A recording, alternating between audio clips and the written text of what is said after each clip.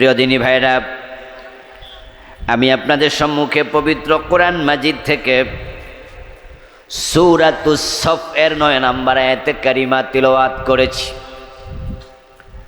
প্রিয় নবীজি সাল্লাল্লাহু আলাইহি ওয়াসাল্লামের পবিত্র মুখ অনুসৃত একখানা ছোট্ট হাদিসে নববী পাঠ করেছি। আল্লাহ তাআলা তৌফিক দান করলে এখান থেকে কিছু কথা বলবো ইনশাআল্লাহ। সূরাতুস সফের 9 নম্বর আয়াতে কারিমাতে আল্লাহ তাআলা বিশ্ব নবী মুহাম্মদুর রাসূলুল্লাহ সাল্লাল্লাহু আলাইহি ওয়াসাল্লামকে পৃথিবীতে কেন পাঠিয়েছেন সে প্রসঙ্গে আলোচনা করেছেন। রাসূল দুনিয়ায় কেন এসেছেন, আল্লাহ তাআলা রাসূল সাল্লাল্লাহু আলাইহি ওয়াসাল্লামকে কেন পাঠাইছেন, এই বিষয়টা আমাদের জানা দরকার আছে কিনা? কারণ আমরা তার উম্মত। নবীকে অনুসরণ করা উম্মতের জন্য নফল না ফরজ? ফরজে কিফায়া না ফরজে আইন? মানতেই হবে, নবীকে মানার কোনো বিকল্প নাই। এখন নবীকে মানতে হলে নবী কেন এসেছেন সেটা জানতেই হবে। মানা আগে না জানা আগে? মাশাআল্লাহ, উত্তর সঠিক। এই জন্য কোরআন মাজিদে যত আয়াত আল্লাহ নাজিল করলেন, 1 নম্বর আয়াত যেটা ছিল সেটা কি? ইকরা বিস্মি রব্বিকাল্লাযী খালাক। পড়ো পড়ো, পড়লে জানা যাবে। যারা জানতে চায়, যারা জানে, তারা সকলে পড়ে, ঠিক না? যে যত পড়িবে সে ততই জানিবে। জানার কোনো বিকল্প নাই। এই জন্য ইলমের গুরুত্ব আল্লাহ তাআলার কাছে এতটাই বেশি। আল্লাহ কোরআন মাজিদের প্রথম শব্দটাই নাজিল করলেন ইকরা, পড়ো।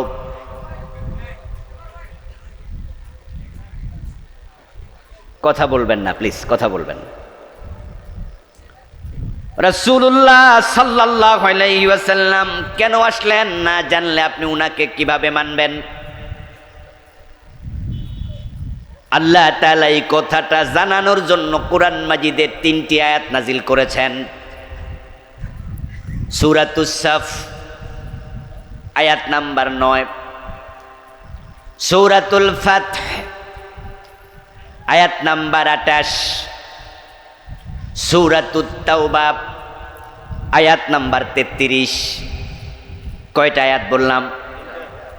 কিন্তু মেসেজ দিয়েছেন 3 আয়াতে, মাত্র একটা। 3 আয়াত একরকম, 3 বার নাজিল করলেন। হুয়াল্লাযী আরসালা রাসূলাহু বিল হুদা ওয়া দীনিল হক লিইয়ুযহিরাহু আলাদ-দীনি কুল্লি। 3 আয়াত আল্লাহ তাআলা একই কথা বললেন যে আমি আমার রাসূলকে কোরআন সহ, দ্বীন হক, ইসলাম সহ কেন পাঠিয়েছি শোনো।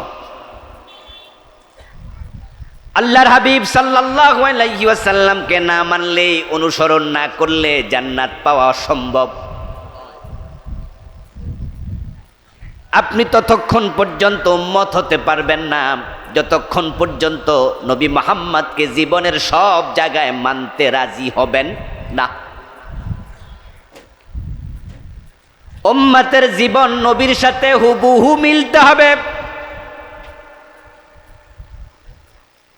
একবারে কদমে কদমে, পায়ে পায়ে নবীর সাথে উম্মত নিজের জীবনকে মিলাবে। যে উম্মতের কাজের সাথে নবীর কাজের মিল নাই, ওই কাজের মূল্য আল্লাহর কাছে 1 পয়সাও। ফ্যানটা ফিরে গেল কেন? আমার দিকে ফিরাও। তুমি ফিরাইছো? পণ্ডিতি করো মিয়া। আরে বক্তা বাসলে না আওয়াজ হবে। বক্তা যদি কথায় না কয় তাহলে আওয়াজে ঠুং ঠুং আর ডুং ডুং কোনোটাই তৈব না। এই যে ডিস্টার্ব করলা ভাই, যা ছিল ঠিক ছিল। জি, আরেকটু দেন, এবার শুকরান, আর ধরেন না এটা, কারণ গরমকাল আসছে না ভাই, এই যে ঘেমে যাচ্ছি, আর কথা বললে তো এমনিতেই একটু পরিশ্রম হয়ে যায়। আচ্ছা যাই হোক, বলছিলাম উম্মতের কথার সাথে নবীর কথার মিল, উম্মতের কাজের সাথে নবীর কাজের মিল 100-তে 100 হওয়া আবশ্যক। মাগরিবের ফরজ নামাজ কয় রাকাত? কেউ যদি 1 রাকাত বেশি যোগ করে 4 রাকাত পরে সওয়াব একটু বেশি হবে না বাতিল হবে? 1 রাকাত যে বেশি পড়ল, বলুন তো 4র্থ নাম্বার রাকাতে সূরা ফাতিহা আছে না নাই? কোরআন পড়লে প্রতি অক্ষরে কয় নেকি? 4 নাম্বার রাকাত যদি পড়ে 4র্থ নাম্বার রাকাতে দাঁড়ায়া কেউ কি সোনার বাংলা গান গাইবে? সে তো সূরা ফাতিহাটাই পড়বে। আর কোরআন পড়লে প্রতি অক্ষরে কমপক্ষে 10 নেকি। কিন্তু যে মাগরিবের 4 রাকাত পড়বে, ও বেটা 4র্থ রাকাতে সূরা ফাতিহা পড়লে পাবে কয় নেকি? সূরা আছে নাকি নাই? 4র্থ রাকাত যদি কেউ মাগরিব পড়ে, একটা রুকু বেশি হবে, 2টা সেজদা বেশি হবে, ঠিক না? ওই সেজদার মাঝে কি সুবহান রাব্বিয়াল আলা নাই? সওয়াব হবে তো? কেউ যদি মনে করে আমি 1 রাকাত বেশি পড়ছি সওয়াব বেশি হবে, লোকটা আকলমান নাকি বেআক্কল? 4র্থ রাকাত দেখতে কিন্তু ভালো, কিয়াম আছে, কুদ আছে, তাসবিহ আছে, তাহলিল আছে, কিরাত আছে, রুকু আছে, সিজদা আছে। কিন্তু একটা জায়গায় সমস্যা, রাসূলুল্লাহর মাগরিবের নামাজের সাথে মিল নেই। একদিনের মাহফিলে আপনাদেরকে আমরা পুরা ইসলাম শিখিয়ে দিয়ে যাব, এটা অসম্ভব। কিন্তু চাইলে ইসলামের একটা বুঝ দেয়া, এটা অসম্ভব না সম্ভব? বুঝটা আমরা দিতে চাই। আজকে বাংলাদেশের ইসলাম হয়ে গেছে হুজুরদের মতো, রাসূলের মতো নাই। এখানকার যার হুজুর যেমন তার ইসলামটাও তেমন, ঠিক কিনা? হুজুর যদি ঢোল বাজায় তখন তার অনুসারীরাও, ওদের ইসলাম হলো ঢোলওয়ালা ইসলাম। হুজুর যদি লাফায় তখন তার মুরিদেরাও। আচ্ছা, রাসূলুল্লাহ কি লাফাইছে? ঢোল বাজাইছে? এখন মুরিদেরা রাসূল দেখে ইসলাম শিখে না, হুজুর দেখে শিখেছে। হুজুর যখন ইল্লাল্লাহ জিকির করে তখন মুরিদেরাও করে। ইল্লাল্লাহ জিকিরের পক্ষে প্রয়োজনে লাঠি লইয়া খাড়াই যাবে, কিন্তু আমার রাসূল ইল্লাল্লাহ জিকির করেছে কিনা এটার খবর নেয়ার কোনো চিন্তাও মাথায় নেই। হুজুর ইয়া নবী সালামু আলাইকা কইয়া খাড়াই গেছে, হুজুররা সবাই খাড়াই গেল, মুরিদরাও দাঁড়াই গেল। এখন ইয়া নবী সালামু আলাইকা কিয়ামের পক্ষে প্রয়োজনে লাঠি লইয়া মারামারি করবে, কারণ হুজুর দেখে ইসলাম শিখছে। আমার হুজুর কিয়াম করে, তুই কি বোঝস? না থাকলে কি করতো নি? ঠিক না? ঠিক না? আর আমার হুজুর ইল্লাল্লাহ জিকির করে, তুই কি বোঝস? ইসলামে না থাকলে কি করতো নি? বাংলাদেশের হুজুর যেমন ইসলামও তেমন, এই জন্য ইসলামের মাঝে মিল নাই। এমন পীর সাহেবও পাওয়া যায় যিনি নিজেও নামাজ পড়ে না, তার মুরিদেরাও নামাজ পড়ে না। এমন পীর বাংলাদেশে আছে না নাই? অথচ আমার রাসূল সাল্লাল্লাহু আলাইহি ওয়াসাল্লাম যখন চরম অসুস্থ ছিলেন, আল্লাহর হাবিব সাল্লাল্লাহু আলাইহি ওয়াসাল্লাম ঘরের মাঝে বসে বসে নামাজ পড়েছেন। মসজিদে যাওয়ার মতো সামর্থ্য রাসূলের ছিল না কয়েকদিন। তিনি মা আয়েশা সিদ্দিকা রাদিয়াল্লাহু তাআলা আনহাকে বলেছিলেন, আয়েশা, আবু বকরকে বলে দাও, আবু বকর যেন লোকদেরকে ইমামতি করে নামাজ পড়াইয়া দেয়। মসজিদে যাওয়ার মতো শারীরিক সামর্থ্য আমার। মা আয়েশা সিদ্দিকা রাদিয়াল্লাহু তাআলা আনহা বিশ্বনবীকে বলেন, ইয়া রাসূলুল্লাহ, আপনার জায়গায় দাঁড়ায় আমার বাবা আবু বকর নামাজ পড়াইতে পারবে না, লোকটার মন বড় নরম, আপনার জায়গায় দাঁড়াইলে কানতে কানতে অস্থির হয়ে যাবে। আপনি অন্য কাউকে বলুন। আল্লাহর হাবিব বলেন, আয়েশা তুমি আবু বকরকে বলো আমার জায়গায় দাঁড়ায় যেন ইমামতি করে নামাজ পড়ায়। 3 বার রাসূল বললেন। মা আয়েশা সিদ্দিকা রাদিয়াল্লাহু তাআলা আনহা খবর দিলেন কারো মাধ্যমে যে প্রিয় নবী মসজিদে আসার মতো সামর্থ্য রাসূলের আজকে নাই।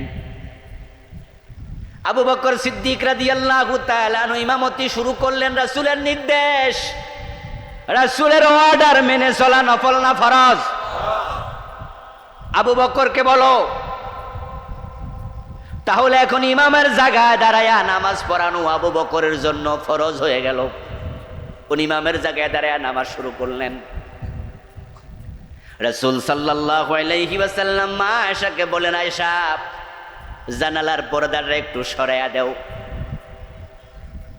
যারা হজে গেছেন, উমরায় গেছেন, আল্লাহর হাবিব সাল্লাল্লাহু আলাইহি সাল্লামের কবর জিয়ারত করতে আপনারা গেছেন। রাসূলের আজকে যেই কবর, আল্লাহর হাবিবের কবরের চারপাশে বাউন্ডারি ওয়াল আছে, এই পাশে হচ্ছে রিয়াজুল জান্নাহ নামক জায়গা, এটাই রাসূলের মসজিদ। এই পাশে ছিল মা আয়েশার হুজরা, এই পাশে রাসূলুল্লাহর মসজিদ, মাঝখানে পার্টিশন একটা বেড়া। আবু বকর সিদ্দিক নামাজ পড়াচ্ছেন। মা আয়েশা সিদ্দিকা রাদিয়াল্লাহু তাআলা আনহা পর্দার কাপড়টা একটু সরাইয়া দিলেন। প্রিয় নবীজি দেখলেন কিভাবে সাহাবারা আল্লাহকে সিজদা করছে, জামাতবদ্ধভাবে নামাজ পড়ছে। আল্লাহর হাবিবের চোখ বেয়ে বেয়ে পানি পড়ে দাঁড়িয়ে ভিজতে শুরু করলো। মা আয়েশা বলেন, ইয়া রাসূলুল্লাহ আপনি কি কষ্ট পাচ্ছেন? আল্লাহর হাবিব বলেন, আয়েশা এটা কষ্টের কান্না নয়, বরং আমার আনন্দের কান্না। এই নামাজ কেমনে পড়তে হয়, ইসলাম কেমনে মানতে হয়, এটা শিখানোর জন্যই তো আল্লাহ আমারে পাঠাইছে। আজকে আমি মসজিদে নাই, কিন্তু আমার আবু বকর আমার সাহাবাদেরকে নিয়ে কত সুন্দর করে জামাতে দাঁড়ায়া নামাজ পড়তেছে, আনন্দে আমি কান্না করছি। নামাজ শেষ, পরবর্তী ওয়াক্ত আসলো। আবু বকর সিদ্দিক রাদিয়াল্লাহু তাআলা আনহু আবার ইমামের জায়গায় দাঁড়ায়া নামাজ শুরু করলেন। রাসূল সাল্লাল্লাহু আলাইহি ওয়াসাল্লাম এর মাঝে তিনি কিছুটা সুস্থতা বোধ করলেন। এবার তিনি ডাকলেন, 2 জন সাহাবীকে ডাকা হলো, হযরত আলী, হযরত হামজা, কোন বর্ণনা পাওয়া যায় হযরত আব্বাস রাদিয়াল্লাহু তাআলা আনহু রাসূলের চাচা, আরেকজন রাসূলের চাচতো ভাই, 2 জনকে ডাকা হলো। রাসূল সাল্লাল্লাহু আলাইহি সাল্লাম 2 জনের কাঁধের মাঝে হাত রাখলেন, পা ছেঁচায়া ছেঁচায়া টানতে টানতে ভর দিয়া প্রিয় নবী মসজিদে জামাতের সাথে নামাজ পড়ার জন্য হাজির হয়ে গেলেন। আল্লাহর হাবিব সাল্লাল্লাহু আলাইহি ওয়াসাল্লাম মসজিদে যখন ঢুকলেন, তখন আবু বকর নামাজের ইমামতি চলছে, নামাজ চলমান। প্রিয় নবীকে মসজিদের ভিতরে ঢুকিয়ে দেওয়ার পর রাসূল সাল্লাল্লাহু আলাইহি সাল্লাম এবার পিছন থেকে জামাতের মাঝখান দিয়া 2 জনকে ফাঁক করে করে আস্তে আস্তে করে একবারে পিছন থেকে তিনি সামনে চলে গেলেন। আবু বকর সিদ্দিকের পাশে গিয়ে বসে পড়লেন। রাসূল দাঁড়ানোর মতো সামর্থ্য নাই। নামাজের মাঝে আবু বকর আছেন, রাসূল পাশে বসছে। সেজদার জায়গায় দাঁড়াইলে চোখ এখানে যায় না, অতটুকু পরিমাণ যায় না। আবু বকর রাসূলকে দেখে ফেললেন, দেখে তিনি পিছাতে শুরু করলেন নামাজের ভিতরে। আল্লাহর হাবিব সাল্লাল্লাহু আলাইহি ওয়াসাল্লাম আবু বকর সিদ্দিকের দিকে ইশারা দিয়ে বলেন, আবু বকর জায়গায় থাকো, জায়গায় থাকো। ইশারা দিলেন জায়গায় থাকো। কিন্তু আবু বকর সিদ্দিক রাদিয়াল্লাহু তাআলা পিছনের দিক দিয়ে হাঁটতে হাঁটতে প্রথম কাতারের সাথে মিশে গেলেন। এবার রাসূল বসে বসে ইমামতি শুরু করলেন। সুবহানাল্লাহ পড়েন। নামাজ শেষ। নামাজ শেষে এবার আবু বকরকে জিজ্ঞাসা করছেন, আবু বকর তোমাকে না নামাজের ভিতরে আমি ইশারা দিলাম যে তুমি পিছনে আইসো না, জায়গায় থাকো, পিছনে চলে গেলে কেন?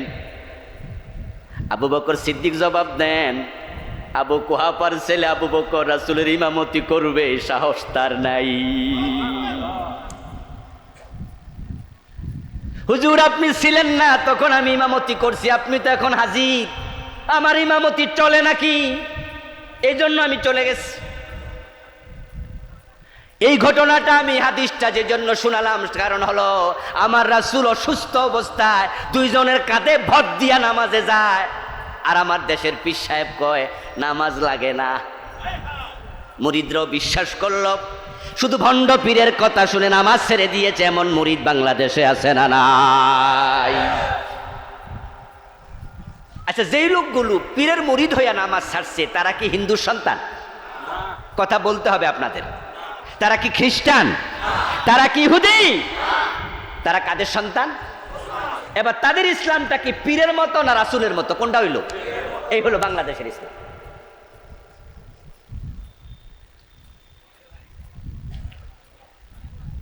ও দোস্ত, রাসূল সাল্লাল্লাহু আলাইহি ওয়াসাল্লামকে অনুসরণ করা ফরজে আইন। রাসূলকে অনুসরণ না করলে আপনি উম্মত হতে পারবেন না। ঈসা আলাইহিস সালামের কথা মানে নাই তার উম্মত, না মানার কারণে সবগুলো মুশরিক, সবগুলো বেঈমান। যারা বুদ্ধিমান শিক্ষিত মানুষ জানেন তারা একটু জবাব দিয়েন, আজকের পৃথিবীতে খ্রিস্টান আছে না নাই? সংখ্যায় তারা কয় নাম্বার? মাশাআল্লাহ, উত্তর সঠিক। খ্রিস্টানরা সংখ্যার দিক থেকে নাম্বার 1। পৃথিবীতে বর্তমানে মানুষের সংখ্যা 800 কোটির কম বেশি, তার মাঝে খ্রিস্টান হলো 250 কোটি। তারপরে দ্বিতীয় সংখ্যা হলো মুসলিম, তাদের সংখ্যা 250 কোটি। 250 কোটি খ্রিস্টান, তাদের নবীর নাম হযরত ঈসা আলাইহিস সালাম, তাদের কিতাবের নাম ইনজিল। এবার আপনাদের কাছে জানতে চাইবো, যারা জানেন জবাব দিয়েন, ইনজিল নামে একটা কিতাব আছে, আল্লাহ নাজিল করছে, এমন কথা আল্লাহর কোরআনেও আছে না নাই? নাসারা খ্রিস্টান নামে একটা জাতি ছিল যারা নবী ঈসার উম্মত, এমন কথাও কোরআনে আছে না নাই? তাহলে 250 কোটি খ্রিস্টান নবীর উম্মত, কিতাবওয়ালা। কিন্তু আওয়াজ দিয়ে বলুন তো, এই 250 কোটি খ্রিস্টান বর্তমান দুনিয়া যারা আছে তারা জান্নাতি না জাহান্নামী? মোমেন না মুশরিক? নবী আছে, কিতাবও আছে, কিন্তু জান্নাত কপালে। কারণ তাদের নবীর কথা তারা শোনে নাই, 2 জায়গায় শোনে নাই, ব্যর্থ হয়ে গেল। আর আমরা উম্মতে মুহাম্মদী ডজন ডজন জায়গায় শুনি না। খ্রিস্টানরা শোনে নাই 2 জায়গায়। একটা হলো ঈসা আলাইহিস সালাম যখন মায়ের কোলে, উনার তো বাবা নাই, বাবাবিহীন সন্তান ঈসা, মা হযরত মারিয়াম। ইহুদিরা এসে মারিয়ামকে বলল, ইয়া মারিয়াম লাকাদ জিতে শাইআন ফারিয়া, ও মারিয়াম তোমার তো বিয়ে হয় নাই, তুমি জিনা করছো। নাউজুবিল্লাহ। আসতে বলবেন কেন? জোরে বলেন। মারিয়াম কি জিনাকারী? উম্মু সিদ্দিকা। আল্লাহ কোরআন মাজিদে হযরত মারিয়ামকে সিদ্দিকা বলেছে। আহসানাত ফারজাহা, আল্লাহ নিজে কে আমার মারিয়াম জিনাকারী না। সুবহানাল্লাহ পড়েন। ক্বালু ইয়া মারিয়াম লাকাদ জিতি শাইআন ফারিয়া। খ্রিস্টানরা, ইহুদিরা বলল, ও মারিয়াম তুমি জিনা করছো। নাউজুবিল্লাহ। হযরত মারিয়াম আলাইহিস সালামের কোলে শুয়ে আছে নবী ঈসা, 1 দিন মাত্র বয়স। তিনি শুয়ে শুয়ে শুনতেছেন, তার মায়ের চরিত্রে হাত দিয়া ইহুদির বাচ্চাগুলো অপবাদ দিচ্ছে, কথা বলছে। আল্লাহ তাআলা মারিয়াম আলাইহিস সালামকে বলছে, মারিয়াম লোকজন যাই বলুক তুমি কোনো জবাব দিও না, তোমাকে আমি চুপ থাকার জন্য অর্ডার দিলাম। আল্লাহর অর্ডারে মারিয়াম চুপ। লোকজন বলতেছে, মারিয়াম এই ছেলের পরিচয় কি বলো, কে তার বাবা, পরিচয় তোমাকে বলতে হবে, কার সাথে জিনা করেছো নাম বলো। ইয়া উখতা হারুন মা কানা আবুকি ইমরা সাউইন ওয়া মা কানাত উম্মুকি বাগিয়া। ও হারুন নবীর বংশধর মারিয়াম, তোমার বাবা ইমরান ভালো মানুষ ছিল, তোমার মা হান্না বিনতে ফাখুজ ভালো মানুষ ছিল, কিন্তু তুমি কি করলা? তুমি ব্যভিচার কইরা সন্তান পেটে নিলা, জন্ম দিলা। মারিয়াম আলাইহিস সালাম তাদের কথায় অসহ্য হয়ে গেলেন। ফাশারাত ইলাইহি, অসহ্য হয়ে তিনি কোলের সন্তান ঈসার দিকে আঙ্গুল দিয়ে ইঙ্গিত করে বললেন, প্রশ্ন যদি করতে চাও আমাকে করো না, তার পরিচয় তার কাছে জানো, প্রশ্ন তাকেই করো। ক্বালু কাইফা নুকাল্লিমু মান কানা ফিল মাহদি সাবিয়্যা। তখন ইহুদিরা বলল, চালাকি করো না মারিয়াম, একদিনের শিশু বাচ্চা, তার সাথে আমরা কিভাবে কথা বলবো? সে কি কথা বোঝে না কথা বলতে জানে? চালাকি করো না, তুমি কথা বলো, তুমি বলো, পরিচয় কি বলো? মায়ের কোল থেকে ঈসা আলাইহিস সালাম তখন নিজে কথা বলতে শুরু করে দিলেন। ক্বালা ইন্নী আব্দুল্লাহ আতানিয়াল কিতাবা ওয়া জাআলানি নাবিয়্যা। হযরত ঈসা আলাইহিস সালাম বললেন, আমার পরিচয় তোমরা জানতে চাও? ও ইহুদিরা, আমার পরিচয় শোনো। ইন্নী আব্দুল্লাহ, আমার পরিচয় হলো আমি আল্লাহর গোলাম। কি পরিচয় দিলেন? ইন্নী, কথা বলেন সবাই, ইন্নী আব্দুল্লাহ, আমি আল্লাহর। এ হলো ঈসা নবীর কথা, মায়ের কোলে শুয়ে শুয়ে বসে। আর আজকে 250 কোটি খ্রিস্টানকে বলুন ঈসা নবীর পরিচয় কি? তারা কয় ঈসা ইবনুল্লাহ। ঈসা বলল কি আর তারা বলল? ইবনুল্লাহ হলো আল্লাহর ছেলে। ওয়াকালাতিন নাসারাল মাসীহ ইবনুল্লাহ। আল্লাহ কুরআন মাজিদে বলছেন, খ্রিস্টানরা বলে ঈসা মাসীহ আল্লাহর ছেলে। এবার আপনারা একটা আওয়াজ করে বলুন তো, আল্লাহর কোনো ছেলে আছে? আল্লাহর কোনো মেয়ে আছে? লাম ইয়ালিদ ওয়া লাম। ঈসা নবী বললেন ইন্নী আব্দুল্লাহ, আর খ্রিস্টানরা বলে ঈসা ইবনুল্লাহ। নবীর কথার সাথে উম্মতের কথার মিল না বেমিল? এই বেমিল হওয়ার কারণে সবগুলো মুশরিক হয়ে গেল, কাফের হয়ে। আরেকটা জায়গায় ঝামেলা করছে, ওয়াইযা ক্বালা ঈসা ইবনু মারইয়াম ইয়া বনি ইসরাঈল ইন্নী রাসূলুল্লাহি ইলাইকুম মুসাদ্দিকান লিমা বাইনা ইয়াদাইয়া মিনাত তাওরাত ওয়া মুবাশশিরাম বিরাসূলিন ইয়াতি মিন বা'দি ইসমুহু আহমদ। সুবহানাল্লাহ পড়েন।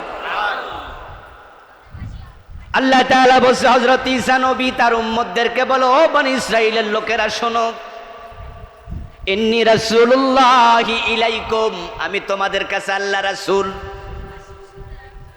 তবে আমি কিন্তু শেষ রাসূল না। ইয়াতি মিন বা'দি ইসমুহু আহমদ, আমার পরে আরেকজন নবী আসবে। সুবহানাল্লাহ পড়েন। মুবাশশিরাম বিরাসূল, আমি একজন রাসূলের সুসংবাদ দিচ্ছি। ইয়াতি মিন বাদি, যে নবী আমার পরে আসবে, ইসমুহু আহমদ, তার নাম হবে আহমদ। আমাদের নবীর যে কয়টা নাম আছে, ওই নামের মাঝে আহমদ একটা নাম আছে না নাই? নবী ঈসা তার উম্মতদেরকে বলে গেলেন, আমার পরে একজন রাসূল আসবে। মুবাশশিরাম বিরাসূলিন ইয়াতি মিন বাদি ইসমুহু। এবার আপনাদের কাছে আমি একটু জানবো, এই 250 কোটি খ্রিস্টান কি আহমদ মোহাম্মদ নামে এই রাসূলকে গ্রহণ করেছে? তাই নবীর কথার সাথে মিল নাই। 250 কোটি খ্রিস্টান কাফের, জাহান্নামী। চোর ধরে হাত কেটে দাও, এমন আইন আল্লাহর কোরআনে আছে না নাই? আমার নবী মুহাম্মদ সাল্লাল্লাহু আলাইহি ওয়াসাল্লাম তো বলেছেন, আমার মেয়ে ফাতেমা যদি চুরি করে, আমি ফাতেমার হাতটাও কেটে দেব। আচ্ছা, চোর ধরে হাত কাটতে হয়, আমার রাসূল কেটেছেন, কাটতে বলেছেন, এই খবরটা আপনাদের সবার কাছে আছে না নাই? একটু জোরে বলেন তো, চোর ধরে হাত কাটা নফল না ফরজ? তো রাসূলের এই কথার সাথে আপনাদের কাজের মিলে 52 বছরে বাংলাদেশে কয়বার হয়েছে? হয়েছে?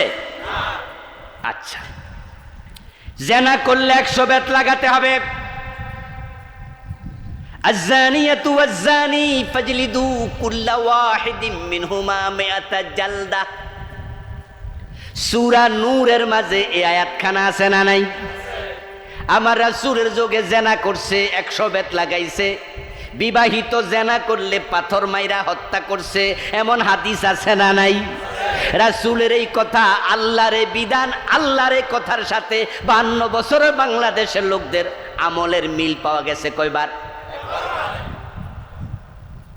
তো খ্রিস্টানদের মিল পাওয়া যায় না তাদের নবীর সাথে কয় জায়গায়?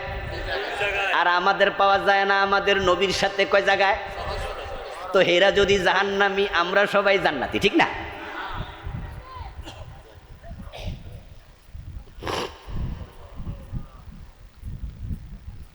قال النبي صلى الله عليه وسلم كل أمتي يدخلون الجنة إلا من أبى।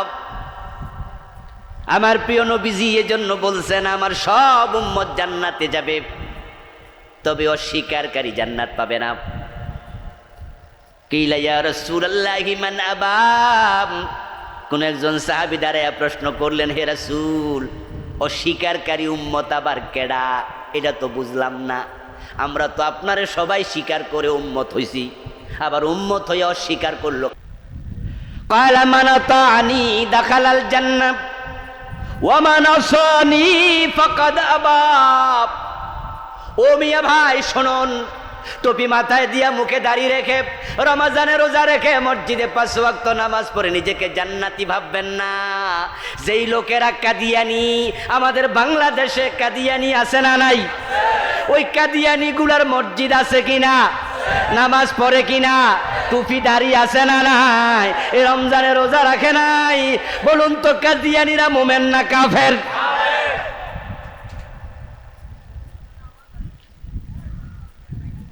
5 ওয়াক্ত নামাজ পড়ে মসজিদে যায়া, মসজিদে গিয়ে আল্লাহর সেজদা দেয়, আবার ওই লোকটা দরবারে যায়া পীরের পায়ে সেজদা মাইরা দেয়। এমন নামাজি বাংলাদেশে আছে না নাই? এই নামাজওয়ালা লোকটা পীরের পায়ে সেজদা দেওয়ার পর সে মুমিন না মুশরিক? যারা কাদিয়ানি 5 ওয়াক্ত নামাজ পড়ার পরেও কাদিয়ানি মুমিন না কাফের? যারা মুশরিক, যারা কাফের, তারা জান্নাতি না জাহান্নামী? ঘোষণাকার ইন্নাল্লাযীনা কাফারু মিন আহলিল কিতাবি ওয়াল মুশরিকিনা ফী নারি জাহান্নাম খালিদিনা ফিহা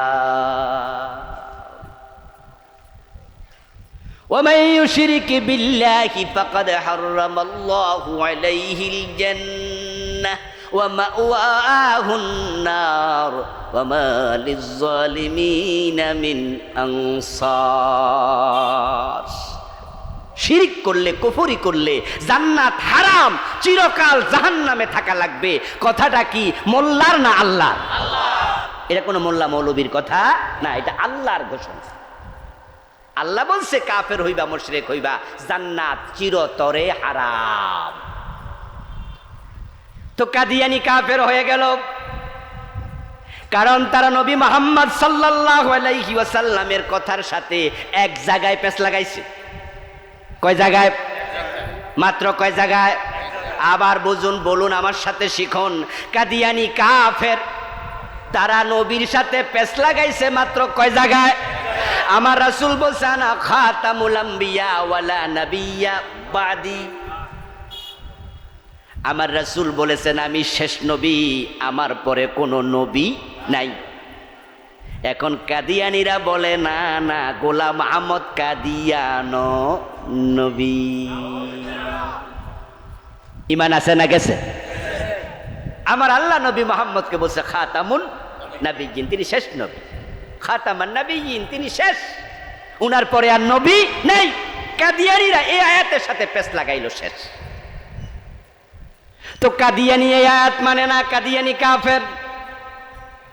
তো কোরআনে আল্লাহ তাআলা বলছে আলা লাহুল খালকু ওয়াল আমর, সাবধান, সৃষ্টি যার, আইন চলবে শুধুই তার।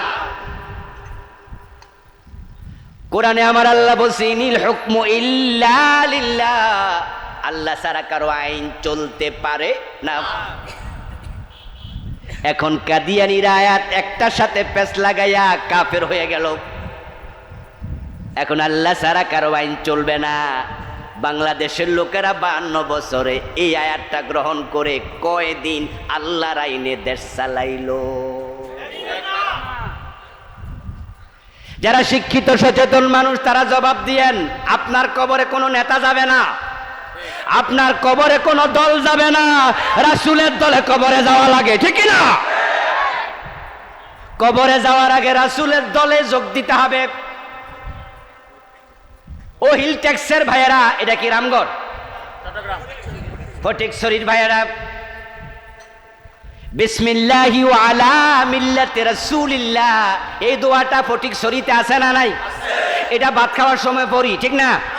মসজিদে ঢোকার সময়, কোন সময়? আমার রাসূল শিখাইছে কবরে যখন মানুষের রাখবা তখন এই দোয়াটা পইরা রাখবা। আপনাদের হিল ট্যাক্সে দোয়া পইরা কবরে রাখে কিনা?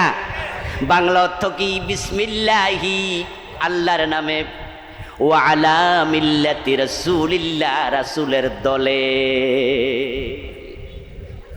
আল্লাহর নামে লাশ রে কার দলে দিলেন?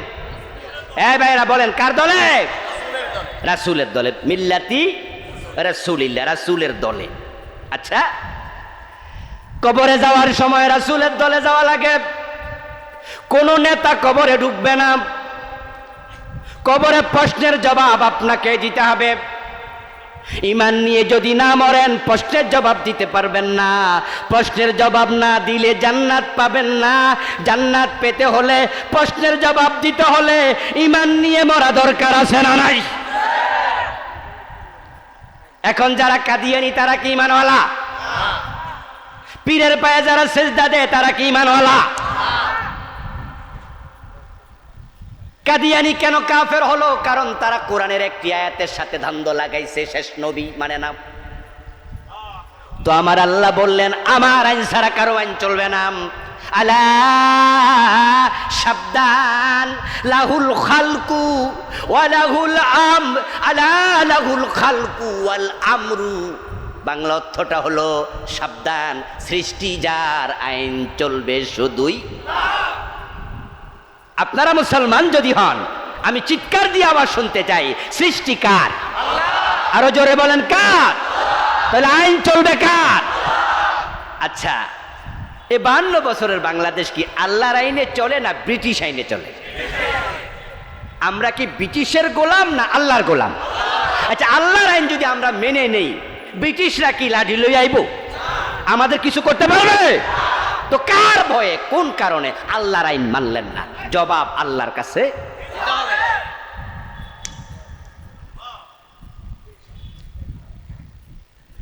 কিলা ইয়া রাসূলুল্লাহি ওয়া মান আবা, কোন একজন সাহাবী প্রশ্ন করলেন, হে আল্লাহর রাসূল, অস্বীকারী উম্মত আবার কে যে জান্নাত পাবে না? ক্বালা মান আতানি দাখালাল জান্নাহ ওয়া মান আসানি ফাকাদ আবা। আমার রাসূল সংক্ষেপে জবাব দিলেন যে আমি নবীকে অনুসরণ করে সে জান্নাতে ঢুকবে, যে আমি নবীকে অনুসরণ করে জীবন চালায় না সে অস্বীকারী, তার কপালে জান্নাত নাই। জান্নাতে যদি আপনি যেতে চান, আমার ভাইরা অনেকে দাঁড়ায় আছে, বসার জায়গা পাচ্ছে না, অথচ ভিতরে কিছু জায়গা কিন্তু ফাঁকে ফোকরে আমরা দেখতে পাচ্ছি। মাহফিল কমিটি আমাকে এটা লিখে দিছে যে হুজুর, ওনাদেরকে একটু অনুরোধ করলে ওনারা একটু আগাইতো, অন্য মুসলমানের উপকার হইতো। অন্যের উপকার করলে আপনার কোনো ক্ষতি আছে? দয়া করে পরোপকার করুন প্লিজ।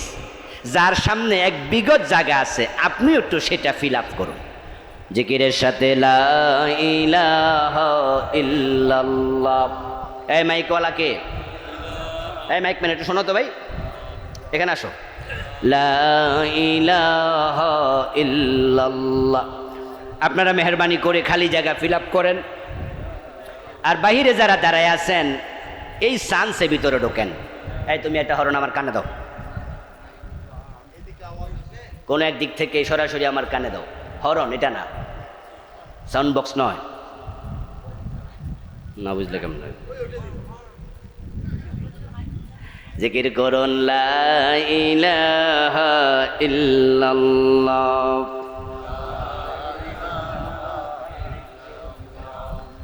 লা ইলাহা ইল্লাল্লাহ, লা ইলাহা ইল্লাল্লাহ, লা ইলাহা ইল্লাল্লাহ মুহাম্মাদুর রাসূলুল্লাহ। আমার প্রিয় ভাইরা, আল্লাহর হাবিব বললেন যে আমার অনুসরণ করে না তার কপালে জান্নাত। তাহলে এই হাদিসের আলোকে আপনাদের একটু স্বীকারোক্তি চাই, জান্নাত পেতে হলে রাসূলের অনুসরণ করা দরকার আছে না নাই? করতেই হবে।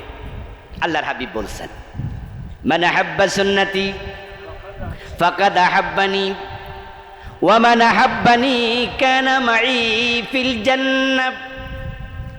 যে ব্যক্তি আমার সুন্নাহ অনুসরণ করে সে আমি নবীকে ভালোবাসে, আর যে আমার সুন্নাহ অনুসরণের মাধ্যমে আমার ভালোবাসার প্রমাণ দিতে পারবে, কানা মাই ফিল জান্নাহ, সে জান্নাতে আমার সাথে ঢুকবে। রাসূলের সুন্নাহ মানি শুধু দাড়ি টুপি পায়জামা পাঞ্জাবি না, রাসূলের সুন্নাহ মানি পুরা জীবনের রীতি নীতি, জীবন আচার, গোটা ইসলাম। সুবহানাল্লাহ। রাসূল যা করেছেন তা করা সুন্নাহ, রাসূল যা ছেড়েছেন তা সারা সুন্নাহ। এবার আপনাদের কাছে একটু জানবো, উম্মত দাবি করার পরে 5 ওয়াক্ত নামাজ পড়ে না এমন উম্মত আছে না নাই? রাসূলকে সে মানল। উম্মত দাবি করার পরে সুদে টাকা লাগায় এমন সুদখোর আছে না নাই? রাসূলকে সে মানল। উম্মত দাবি করার পরে মেয়েটাকে বোরকা ছাড়া কলেজে পাঠায়, বেপর্দা বউ চাকরি করতে যায়, বউরে মেয়েরে পর্দা করায় না এমন মুসলমান আছে না নাই? রাসূলকে মানলো না প্রত্যাখ্যান করলো?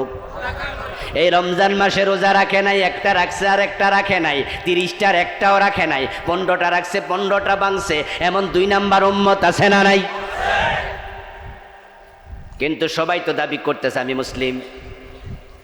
এবার আল্লাহর হাবিব সাল্লাল্লাহু আলাইহি ওয়াসাল্লাম বলেন, শোনো, তাফতারিকু উম্মতি আলা 73 মিল্লাহ কুল্লুহুম ফিন্নার ইল্লা ওয়াহিদা। উম্মত দাবি করলে জান্নাত পাওয়া যাবে না। জান্নাত পাওয়ার জন্য প্রিয় নবীর বক্তব্য শুনুন, তিনি কি বলছেন?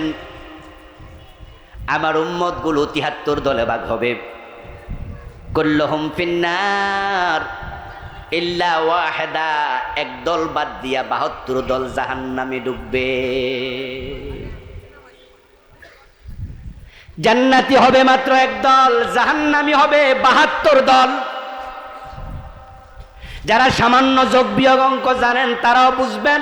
একটু আওয়াজ দিয়া বলেন তো, 73 দল উম্মতের মাঝে 72 দল যদি জাহান্নামী হয়, জান্নাতি এক দল হয়, জাহান্নামী বেশি না জান্নাতি বেশি? এখন জান্নাতি বড় কম, 73-এর মাঝে মাত্র এক দল। যতই কম হোক, ওই কম সংখ্যার ভিতরে আমাদেরকে ঢুকতেই হবে, কারণ যে জান্নাত মিস করেছে তার মতো হতভাগা কেউ নাই। জান্নাত তো আমরা সবাই পেতে চাই, চাইলে পাওয়া যাবে না। জান্নাত পাওয়ার জন্য হাদিসটা বুঝুন। আরে হিন্দুরাও তো জান্নাত পাইতে চায়।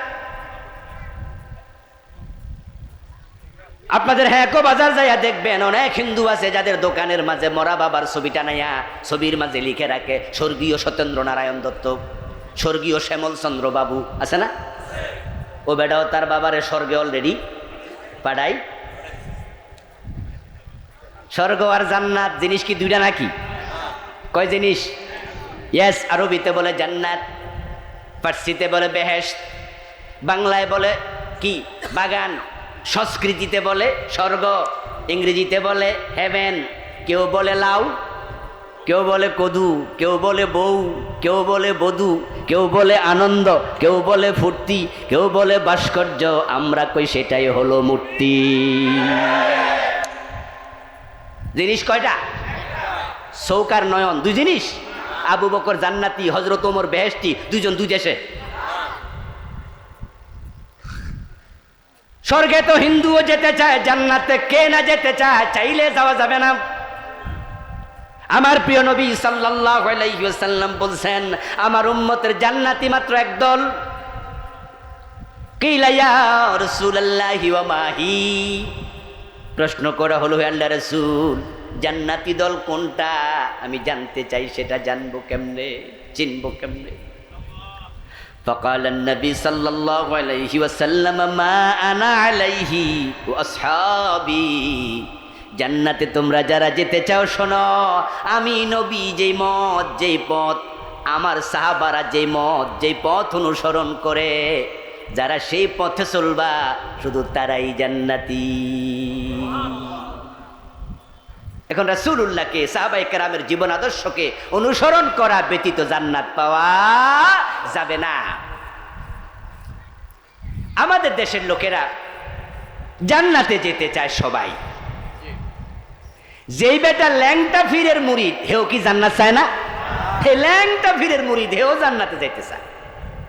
সবাই জান্নাত খুঁজছে, কিন্তু প্রিয় ভাই, জান্নাত পেতে হলে আপনাকে একটু আগাতে হবে। প্রিয় নবীকে মানতে হবে জীবনের পরতে পরতে। আল্লাহর নবীকে মানা লাগবে। এই কথা শুনলে অনেক মুসলমান কয়, হুজুর এটা তো সহজ কথা, আমরা তো রাসূলকে মানি, না মানলে কি আর দাড়ি রাখছি, টুপি মাথায় দিছি, আপনার ওয়াজে আইছি, কোরআন হাদিসের কথা মানতে হবে, যাই নাই তো ওয়াজে আইছি, আমরা তো রাসূলকে মানি। আমি বলবো, দোস্ত, মানলে তোমার জন্য সুসংবাদ, রাসূল তো এমন লোকের জন্য জান্নাতের খবর দিছে। কিন্তু একটা জায়গায় ঝামেলা, অধিকাংশ বাংলাদেশির বদভ্যাস হলো, তারা রাসূল মানে ততক্ষণ সুবিধা আছে যতক্ষণ, সুন্নাহ মানে সেখানে অসুবিধা নাই। অসুবিধা যেখানে, ইসলাম মানে না। আর সেখানে দেখবেন আপনি মসজিদে গেলে সবাই রাসূলের সুন্নাহ মানে, সব মুসলমান একমত। এজন্য মসজিদে আমরা সবাই ঢুকি কোন পা দিয়ে, বের হই কোন পা দিয়ে। মসজিদে ঢুকে আমরা আল্লাহু আকবার বলে নামাজ শুরু করি, কারো দ্বিমত নাই। সালাম ফিরিয়ে নামাজ শেষ করি, কারো দ্বিমত নাই। আমরা মসজিদে যতক্ষণ থাকি আল্লাহ ছাড়া কারো আইন মানি না। ইমাম যদি ভুল করে আমরা ইমামকে অনুসরণ করি না, লোকমা দেই। আল্লাহর আইনের বাহিরে ইমাম গেলে হেরো সারি না, আল্লাহরে মানি না, কইল কেডা? রাসূল মানি না, কইল কেডা?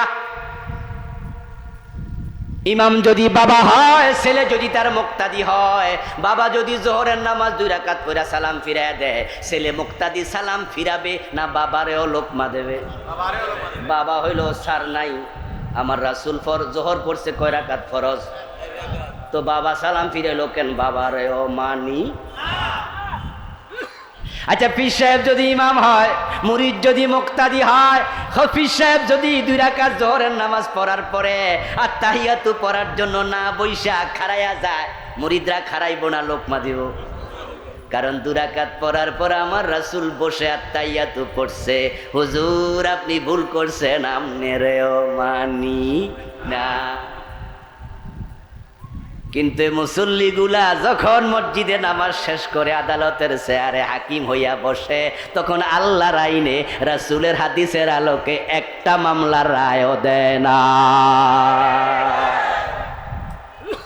মসজিদে গেলে আল্লাহর ছাড়া কারোরে মানে না, বাপেরও না, বীরেরও। কিন্তু আদালতে চেয়ারে বইয়া ব্রিটিশ আইন ছাড়া আর কিচ্ছু মানে না। জোহরের নামাজে গেল জজ কোর্টের জজ সাহেব, ইমাম সাহেব জোহরের 2 রাকাত ফরজ পড়ার পরে ভুলে আত্তাহিয়াতু না পইরা খাড়াইয়া গেছে। পিছন দিয়া জজ সাহেব লোকমা মেরা দিছে, কারণ জজ সাহেব জানে 2 রাকাত পড়ার পর আত্তাহিয়াতুর প্রথম বৈঠকটা ওয়াজিব, এটা তরক করবে, এটা হতে পারে না। আমার রাসূলের সাথে ইমাম সাহেবের এই কামটা মিলে নাই, তাই জজ দিল লোকমা। কারণ জজ আল্লাহ এবং রাসূলকে মানে, এই জন্য জজ সাহেব লোকমা দিছে। ইমাম সাহেব জজ সাহেবের লোকমা ঠুন্না দাঁড়ানোতে বইয়া গেছে। আত্তাহিয়াতু পইরা তারপরে সালাম ফিরাইছে। যদিও মাসালা হলো যদি দাঁড়ায়া যায় তাহলে আর বসবে না, কারণ পা সোজা হইয়া গেলে ফরজ কিয়াম করা ফরজ, ফরজ থেকে ওয়াজিবের দিকে আর ফিরবে না। কিন্তু জজের কণ্ঠ শুইনা হুজুর বুঝা লাইছে আজকের লোকমা যেই সেই লোকে।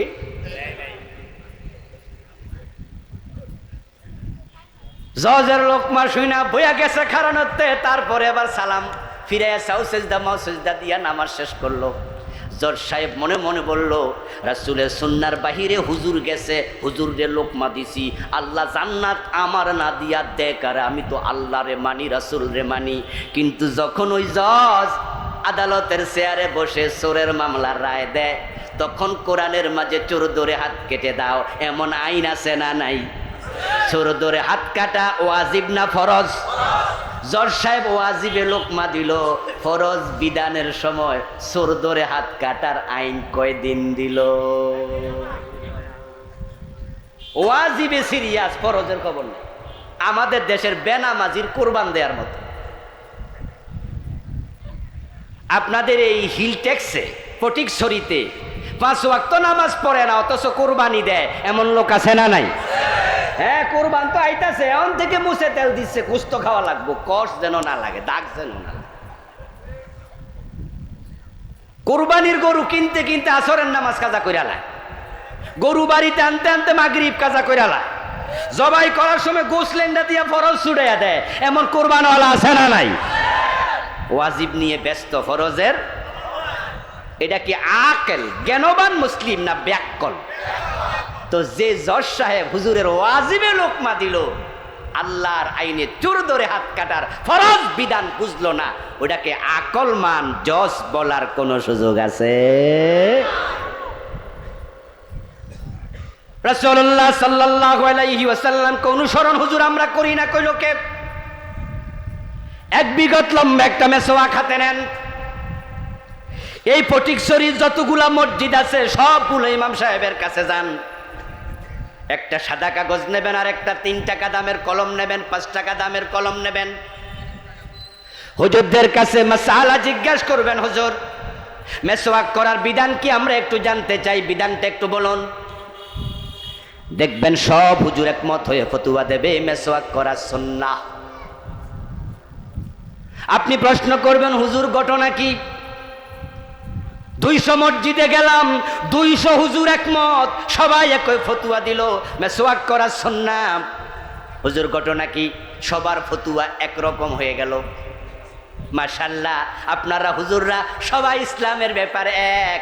মানুষে কয় আপনারা বলে এক না, মানুষে কিচ্ছা বানাইছে। 2 জন এমএ পাস এক কম্বলের নিচে ঘুমাইতে পারে, কিন্তু 2 জন হুজুর নাকি এক কম্বলের নিচে। মানুষ কিচ্ছা বানাইলো, হুজুরদের মাঝে নাকি মিল নাই। কিন্তু মেসওয়াকের ফতুয়ার জন্য 200 মসজিদে গেলাম, 200 আলেম এক ফতুয়া দিল মেসওয়াক করা সুন্নাহ। তাহলে হুজুরদের মাঝে মিল কিছু কিছু জায়গায়। মাশাআল্লাহ, সব হুজুর কইছে মেসওয়াক সুন্নাহ। কারণ কি? কারণ হিসাবে আলেম ব্যাখ্যা করে আমার রাসূল মেসওয়াক করেছেন এমন হাদিস হাদিসের কিতাবে আছে।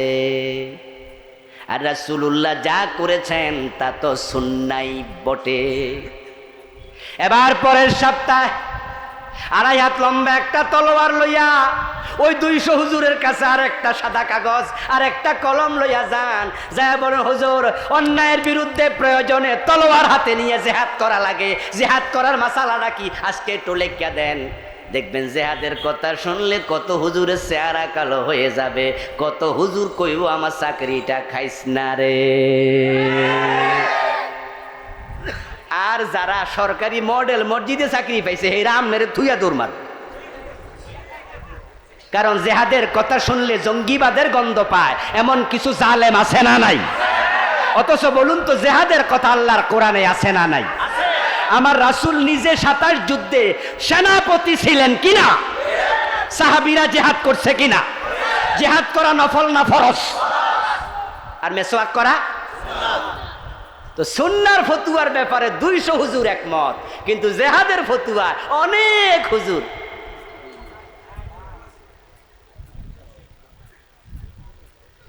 ও মুসলমান শোনো, কুরআন মাজিদে নামাজের কথা আছে 80 বারের বেশি, রোজার কথা আছে মাত্র 4-5 বার, হজের কথা আছে মাত্র 2-3 বার, যাকাতের কথা আছে 70-এর কম বেশি, কিন্তু জিহাদের কথা আছে কোরআনে ডিরেক্ট ইনডিরেক্ট 500 বার। কিন্তু আবার জিহাদ বলতে বাংলা ভাইয়ের মতো মানুষ মাইরা গাছে ঝুলানো বোঝা যাবে না। জিহাদের ভুল ব্যাখ্যা করে এমন লোক আছে না নাই? 500 জায়গায় একসাথে বোমা ফুটাইয়া দিছে। সিনেমা হলে বোমা মাইরা মানুষ মাইরা কয় জিহাদ করছি, ওরা লইও জ্বালায় আছি। এই জাতীয় ভুল ব্যাখ্যার কোন সুযোগ ইসলামে, জঙ্গিবাদ ইসলামে হারাম, জিহাদ করা ইসলামে ফরজ। দুইটার পার্থক্য বুঝতে হবে, ঠিক কিনা? কিন্তু আমাদের দেশে এখন জিহাদটাকেও জঙ্গিবাদ বানাইতে চায় এমন কিছু জানোয়ার আছে না নাই? ওরা কি শুধু হিন্দু, শুধু বৌদ্ধ? মুসলমান পর্যন্ত আছে। ও মুসলমান ভালো করে শোনো, রাসূল সাল্লাল্লাহু আলাইহি ওয়াসাল্লামকে জীবনের সব জায়গায় মানতে হবে, সুবিধাবাদী হলে হবে না। এখন প্রিয় নবীর জীবনের লক্ষ্য কি? যেটার জন্য আল্লাহ রাসূলকে পাঠাইছেন সেটা আমার প্রতিপাদ্য ছিল, আলোচ্য বিষয় ছিল। সেটা হলো হুয়াল্লাযী আরসালা রাসূলাহু বিল হুদা ওয়া দীনিল হক লিইয়ুযহিরাহু আলাদ-দীনি কুল্লিহি ওয়ালাউ কারিহাল মুশরিকুন ওয়া কাফা বিল্লাহি শাহীদা। আল্লাহ তাআলা বলছেন তিনি আল্লাহ, যিনি তার রাসূলকে দুনিয়ায় প্রেরণ করেছেন কোরআন সহ, দ্বীনে হক সহ। কেন? উদ্দেশ্য একটা, লিইয়ুযহিরাহু আলাদ-দীনি কুল্লিহি, আমার নবী আমার কোরআনকে, আমার ইসলামকে জমিনে বিজয় করে দেবে। সুবহানাল্লাহ। আমার নবীকে আমি পাঠিয়েছি জমিনে ইসলামের বিজয় করার জন্য। এখন রাসূলের জীবনের লক্ষ্য যদি ইসলামের বিজয় হয়, উম্মত হিসাবে ইসলামের বিজয়কে আমাদের জীবনের লক্ষ্য বানানো দরকার আছে না নাই? এখন প্রশ্ন হলো, ইসলামের বিজয়ের জন্য আল্লাহ রাসূলকে পাঠালেন কেন? এটাই রাসূলের জীবনের লক্ষ্য কেন? 3টি সূরার 3টি আয়াতে একই কথা আল্লাহ 3 বার বললেন কেন? উত্তর হলো, ইসলামের বিজয় যেই দেশে নাই, যেই সমাজে নাই, ওই দেশে পূর্ণাঙ্গ ইসলাম মেনে চলার কোনো সুযোগ নাই।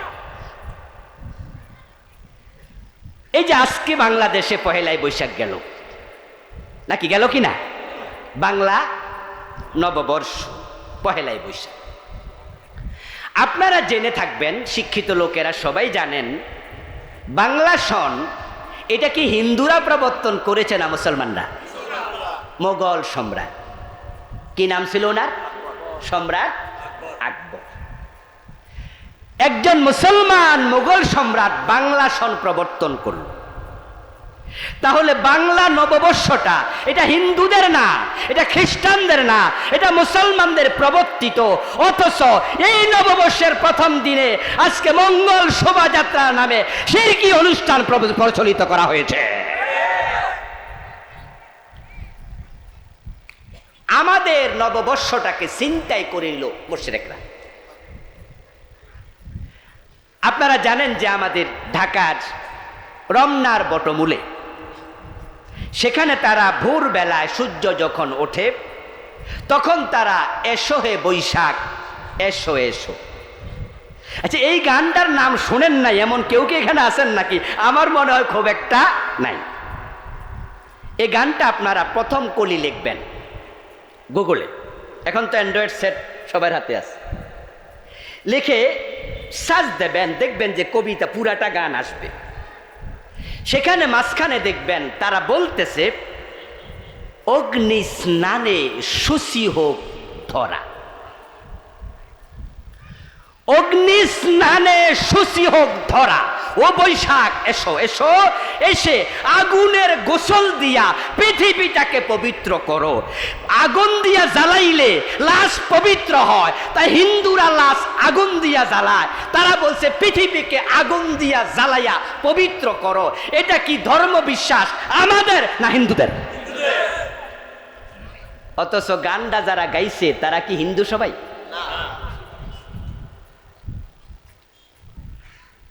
নববর্ষ আবিষ্কার করলো, প্রবর্তন করলো মুসলিম। 90% মুসলমানের দেশ বাংলাদেশ, আমরা 90% মুসলিম। আমাদের মুখ দিয়া হিন্দুদের কথা কারা বাহির করছে? কারা ঢুকাই দিল?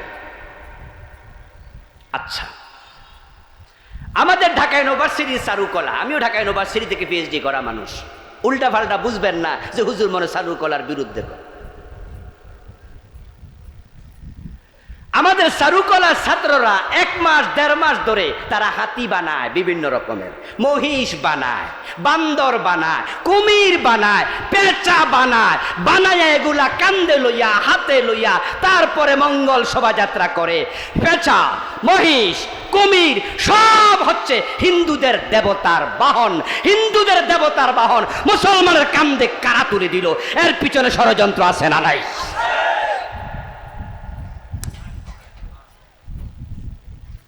আচ্ছা, অগ্নি স্নানে শুচি হোক ধরা, তাদের ধর্ম বিশ্বাসের কোরবানের সময় কিছু কিছু সুশীল আছে, তারা পত্র পত্রিকায় লেখে একদিনে এতগুলা গরু জবাই কইরা প্রাণী ধ্বংস করা হচ্ছে, অথচ পয়লায় বৈশাখ ইলিশ মাছ খাইয়া ইলিশ মাছ সাফ কইরা দেয়। এর বিরুদ্ধে কেউ কথা বলতে দেখা যায় না। আচ্ছা, গরুর যদি প্রাণ থাকে, ইলিশ মাছের প্রাণ নাই, তো একদিনে এতগুলা গরু জবাই করলে যদি প্রাণী বধ হয়, ওরা প্রাণী হিতৈষী, তো ইলিশ মাছ সব খাইয়ালাও, তখন চুপ কেন? এ প্রতিটা কাজের পিছনে লম্বা হাত আছে, ষড়যন্ত্র আছে। মুসলমান দিন দিন আপনাদেরকে ইসলাম থেকে দূরে সরানোর ষড়যন্ত্র চলছে। মুসলমানদেরকে সজাগ হওয়া দরকার আছে না? সজাগ হতে হবে। আচ্ছা, যেই সমাজে ইসলাম বিজয়ী হয়নি, ওই সমাজে ইসলাম মানা অসম্ভব, তার বড় একটি প্রমাণ আজকের পহেলায় বৈশাখের মঙ্গল শোভাযাত্রা। আচ্ছা, এবার আসেন, আমাদের বাংলাদেশে 99% আমরা মুসলমান। আপনাদের কাছে আমি কিছু প্রশ্ন করব, মেহমানরা আসছে, ওনাদেরকে বরণ করুন, বসতে দিন। আমাদের দেশে আমাদের সে বড় বড় আলেম ওলামা যারা ছিলেন, হুজুররা যারা ছিলেন, তারা কি সুদের পক্ষে ছিলেন না বিপক্ষে ছিলেন? সুদের বিপক্ষে ওয়াজ করতে করতে বড় বড় হুজুররা মরে গেছে। আওয়াজ করে বলুন তো, সুদ কি মারা গেছে না আরো জোয়ান হইছে? সুদ খাওয়া জায়েজ না হারাম? জোরে বলুন, জায়েজ না হারাম? قال النبي صلى الله عليه وسلم من أكل درهم ربا وهو يعلم أنه أشد من 36 زينة। প্রিয় নবীজি বলেছেন, যে ব্যক্তি জেনে শুনে 1 টাকা সুদ খেল, তার আমলনামায় 36 বার জেনার গুনাহ লিখে দেয়া হলো। 1 টাকা সুদ খেলে 36 বার জেনা, 100 টাকা সুদ খেলে 3600 বার জেনা, 1000 টাকা সুদ খেলে 36,000 বার হয় জেনা। অন্য হাদিসে আছে, প্রিয় নবীজি বলছেন, রিবা 73 বাবান আইসারুহা ইয়ানকিহু রাজুলু উম্মাহু। সুদ খেলে বড় বড় 73টা গুনাহ হয়, সবচেয়ে ছোট গুনাহটা হলো নিজের মায়ের সাথে জেনা করা।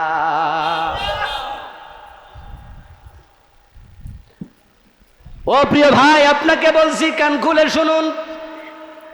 সুদ খেলে 1 টাকা 76 বা আপনার 36 বার জেনা হয়। 73 গুনার মাঝে মায়ের সাথে জেনা করা সবচেয়ে ছোট গুনাহটা হয়। এবার বলুন তো বাংলাদেশে সুদ আছে না নাই? রাষ্ট্রায়ত্ত যতগুলো সরকারি ব্যাংক আছে সবগুলো সরাসরি সুদ শব্দ ঘোষণা দিয়া লেনদেন করছে। এই যে ফটিকছড়ির আজকের মাহফিল, হাজার হাজার জনতা, আমাদের স্টেজে আমরা যারা আছি, প্যান্ডেলের নিচে যারা বসে আছেন, আমরা সবাই মিলে যদি ঘন্টা খানেক সময় লাগাতার সুদের বিরুদ্ধে কথা বলি, মিছিল করি, স্লোগান দেই, বাংলাদেশের সুদ বন্ধ হবে? ওয়াজ করে সুদ বন্ধ করা সম্ভব? কিন্তু এবার বলুন তো, ইসলাম যদি বিজয়ী হয়ে যায়, কোরআনের আইনে দেশটা যদি চলা শুরু হয়ে যায়, যদি আইন বানানো হয় সুদ চলবে না, আইন দিয়া সুদ বন্ধ করার সিদ্ধান্ত নেওয়ার সুযোগ আছে না নাই? দিনের বিজয় না হলে ওয়াজ দিয়া কোনো দিন সুদ বন্ধ। যেই সমাজে দিনের বিজয় নাই সেই সমাজে দিন 100% মানা অসম্ভব। তার আরেকটি সবচেয়ে বড় প্রমাণ পর্দা। এই যে রাষ্ট্রীয়ভাবে পর্দার বিধান নাই, না থাকার কারণে আপনি পর্দা করেন, আপনার পরিবার পর্দা করে, আপনি হাজি, আপনি মাওলানা যাই হন না কেন, শহরে বন্দরে গেলে চোখের পর্দা করা একটু সহজ না কঠিন? কারণ ডানে বামে সামনে পিছে হাজার নারী বেপর্দায় ঘুরতেছে। কখনোই ইসলাম সমাজে কায়েম না থাকলে পরিপূর্ণ ইসলাম মানা যায় না। সিনেমার বিরুদ্ধে ওয়াজ করতে করতে আমাদের সে বড় বড় আলেমরা মরে গেল। এখন সিনেমা তো মরে নাই, বরং এতটাই জোয়ান হয়েছে। আমাদের যৌবনকালে সিনেমা যারা দেখতো, দেখার জন্য হলে যাওয়া লাগতো, এখন হলে যাওয়া লাগে না। যুবকদের হাতে হাতে মোবাইল ফোন, মোবাইলের ফোনের ভিতরে সিনেমা হল আছে না নাই? ওয়াজ করলে কি সিনেমা বন্ধ হয়ে যাবে? বরং বাংলাদেশ ভারত যৌথ প্রযোজনায় ছবি হচ্ছে। শুধু বাংলাদেশের ছবি যথেষ্ট না, ইন্ডিয়া থেকে ছবি আমদানি হয়, ওইগুলো হলের মাঝে চালায়, এমন জায়গায় পোস্টার লাগায় যেখানে কানা বেডার চোখ। সিনেমার নায়িকা দেখার জন্য হলে যাওয়া লাগে না, 150 টাকা দিয়া বাজারে একটা আয়না কিনবেন, গোসল কইরা একটু আয়নার সামনে খাড়াইয়া নিজের চুলগুলো একটু সাইজ করবেন, আয়না কিনা বাড়ি তাইয়া দেখবেন আয়নার পিছনে নায়িকা ফিরি।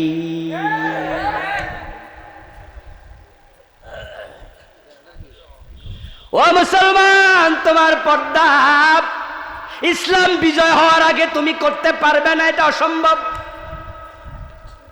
ইসলাম বিজয় না হলে মাদক বন্ধ হবে না কোনোদিন। মাদকের সবলে যুব সমাজ শেষ হয়ে যাচ্ছে।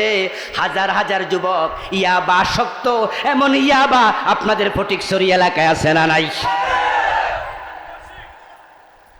আপনার বাড়ির পাশে যে চা দোকান, টং দোকান দেখেন, আপনি হয়তো ভাবছেন সেই দোকানে চা বিক্রি হয়, চানাচুর বিস্কিট বিক্রি হয়, কিন্তু আপনি হয়তো জানেন না, খবর রাখেন না, বাড়ির পাশের চা দোকানেও রাতের 12টার পরে ইয়াবা বিক্রি হতে পারে।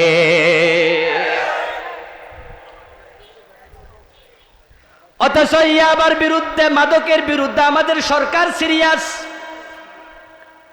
মাননীয় স্বরাষ্ট্রমন্ত্রী মহোদয় প্রায়শই তিনি ঘোষণা দেন মদের ব্যাপারে জিরো টলারেন্স। মাঝে মাঝে পত্র পত্রিকায় দেখেছেন মাদক যারা বিক্রি করে তাদের লাশ বিভিন্ন জায়গায় পাওয়া গেছে, র‍্যাব তাদেরকে গুলি করে পর্যন্ত হত্যা করেছে। এরপরেও বলুন তো বাংলাদেশে ইয়াবা, গাঁজা, হেরোইন, ফেনসিডিল আছে না নাই? 10 বছর আগে যা ছিল তেমন না বেড়েছে? তাহলে সরকার এমন ভাবে সিরিয়াস, তারপরও মাদক কেন কমে নাই? এর কারণটা বের করা দরকার আছে না নাই? আমার ভাইয়েরা, ইয়াবার সবচেয়ে বিগ রুট যেটা, বড় রাস্তা যেটা, সেটা হচ্ছে আমাদের কক্সবাজার এরিয়া। ওখানে পুলিশের, বিজিবির, সেনাবাহিনীর বিভিন্ন জায়গায় চকি আছে, তল্লাশি আছে, এর ফাঁকি দিয়ে চলে আসে আমার বন্ধু, এইভাবে হবে না। যদি মাদক বন্ধ করতে চাই, ইসলামকে বিজয়ী করে দাও, 80 বেতের আইন চালু করে দাও। 80 বেত 6 মাস লাগাইয়া দেখো, 6 মাসের ব্যবধানে বাংলার সীমানায় মাদক পাওয়া যাবে না।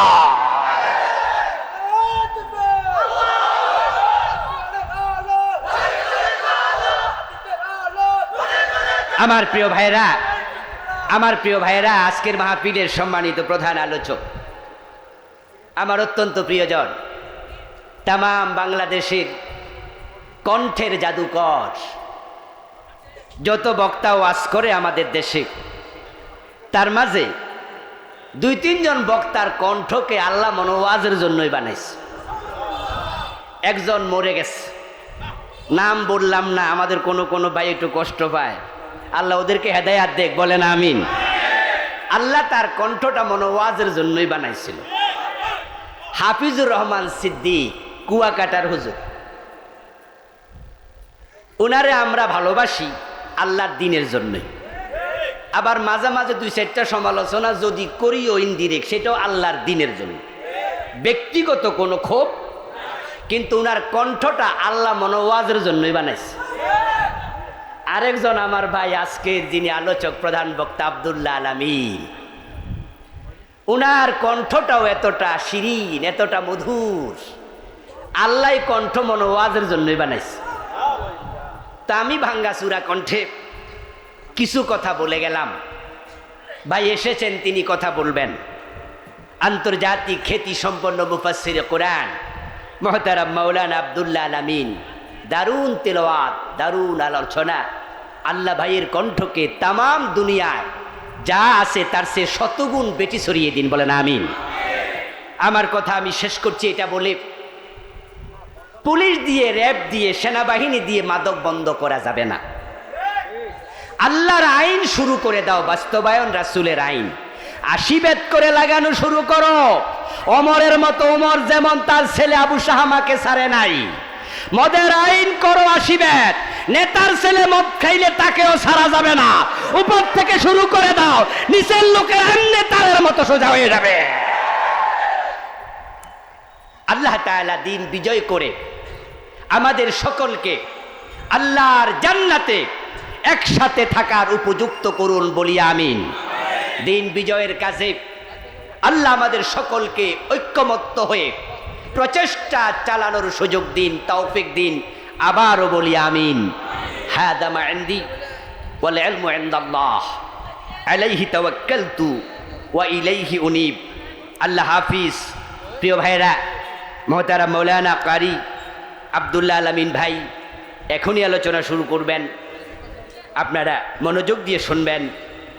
আপনাদের কাছে আমি দোয়া চাই, আমিও আপনাদের জন্য দোয়া করি। আসসালামু আলাইকুম ওয়া রাহমাতুল্লাহি ওয়া বারাকাতুহু।